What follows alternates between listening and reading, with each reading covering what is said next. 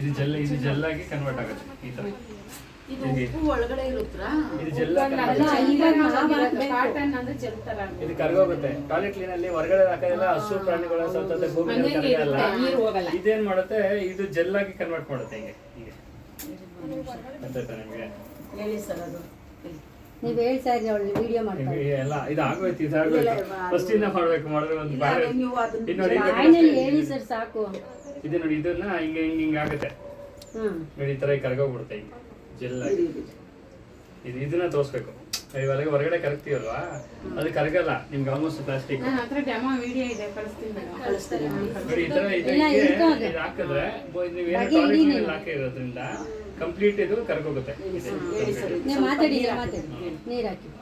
ಅದೇ ಇದು ನೀರು ಇನ್ನೊಂದು ಫಸ್ಟ್ ಇದು ಬಂದ್ಬಿಟ್ಟು ಬೇರೆದೆಲ್ಲ ಪ್ಲಾಸ್ಟಿಕ್ ಇಂದ ಮಾಡಿರ್ತಾರೆ ಮೇಡಮ್. ಆಕ್ಚುಲಿ ಇದು ಬಂದ್ಬಿಟ್ಟು ಹಳೆ ಕಾಲದಲ್ಲಿ ಹೆಂಗೆ ಒಂದು ಅವಾಗೆಲ್ಲ ಯಾರು ಯೂಸ್ ಮಾಡ್ತಾ ಇಲ್ವಲ್ಲ, ಹಳೆ ಕಾಲದಲ್ಲಿ ಹೆಲ್ತಿ ಆಗಿತ್ತು. ಬ್ರೆಸ್ಟ್ ಕ್ಯಾನ್ಸರ್ಸ್ ಅನ್ನೋದು ಕ್ಯಾನ್ಸರ್ಗಳಿಗೆ ಯಾರಿಗೂ ಗೊತ್ತಿರ್ಲಿಲ್ಲ, ಕ್ಯಾನ್ಸರ್ ಅನ್ನೋದೇ ಇರ್ಲಿಲ್ಲ.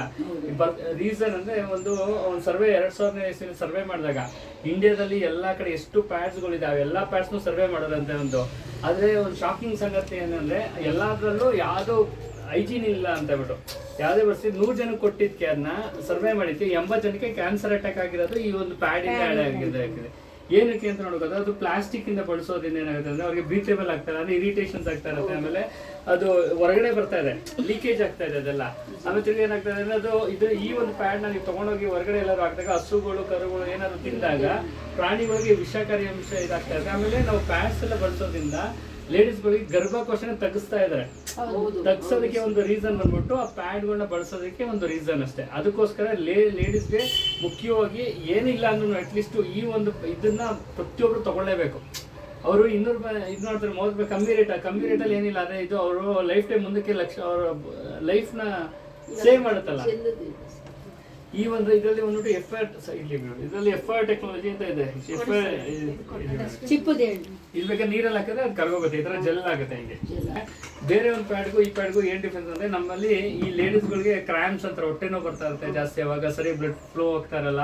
ಆಮೇಲೆ ಸೆಲ್ಸ್ ಮೆಟಬಾಲಿಸಮ್ ಅಂತಾರೆ. ಅಂದ್ರೆ ಮೆಟಬಾಲಿಸಮ್ ಅಂದ್ರೆ ಅವ್ರನ್ನ ಡೈಲಿ ಹೆಂಗೆ ನಾರ್ಮಲ್ ಆಗಿರ್ತಾರೆ, ಟೆನ್ಷನ್ ಒಂಥರ ಮೂಡ್ ಸ್ಟಿಂಗ್ಸ್ ಚೇಂಜ್ ಆಗ್ತಾ ಇರುತ್ತೆ, ಅವ್ರಿಗೆಲ್ಲ ಟೆನ್ಷನ್ ಇರುತ್ತೆ, ಅದೆಲ್ಲ ಸರಿ ಮಾಡೋದು ಇದು ಕ್ಲಿಯರ್ ಮಾಡುತ್ತೆ ಅವ್ರಿಗೆ. ಇದನ್ನ ಬ್ಲಡ್ ಚೆನ್ನಾಗಿ ಸರ್ಕ್ಯುಲೇಷನ್ ಮಾಡುತ್ತೆ, ಹೊಟ್ಟೆ ನೋವು ಬರ್ತಾ ತಡೆಗಟ್ಟುತ್ತೆ.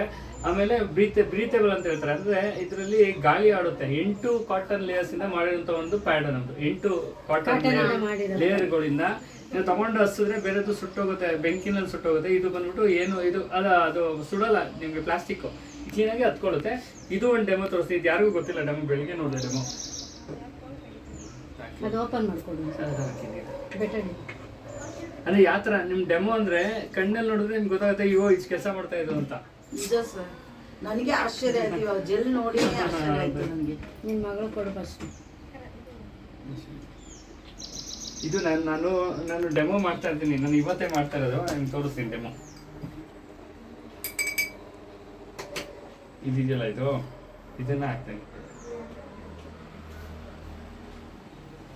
ಅದು ಕಲರ್ ಚೇಂಜ್ ಮಾಡುತ್ತೆ, ಬೆಳಿಗ್ಗೆ ನೋಡಿದ್ರೆ.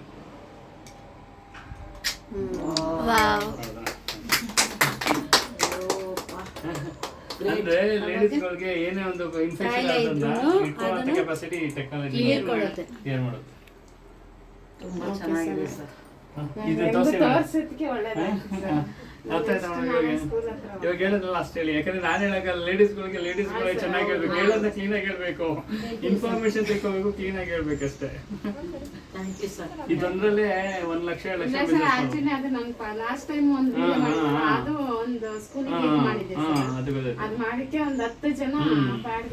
ಇದನ್ನ ತೋರ್ಸ್ಬೇಕು. ಅದೇ ಈ ಜೆಲ್ ಈ ತರ ಆಗುತ್ತೆ, ಮತ್ತೆ ಇದನ್ನ ಹಾಕ್ಬೇಕು. ನೋಡಿ ಇದು ಹಾಕಿದ್ನಲ್ಲ ನೋಡಿ ಹಿಂಗೆ, ಇದು ಮತ್ತೆ ಅದು ನಾವು ಕೈಯಲ್ಲಿ ತಗೊಂಡು, ಇದು ಯಾರಿಗೂ ಗೊತ್ತಿಲ್ಲ. ನಾನು ಬೆಳಿಗ್ಗೆ ನೋಡಿ, ನನಗೂ ಗೊತ್ತಿರ್ಲಿಲ್ಲ, ಬೆಳಿಗ್ಗೆ ಹುಡುಕಿ ತಗೊಂಡೆ. ಇನ್ಫಾರ್ಮೇಶನ್ ತಗೋಬೇಕು ಜನಕ್ಕೆ. ನೀವು ಅದನ್ನ ಟ್ರಯಲ್ ಮಾಡಿನೇ ಆಮೇಲೆ ಬೇರೆಯವ್ರಿಗೆ ಹೇಳ್ಬೇಕು. ಅದಕ್ಕೆ ಅಲ್ಲ ಮೇಡಮ್, ನಾನು ಇವಾಗ ಟ್ರೈ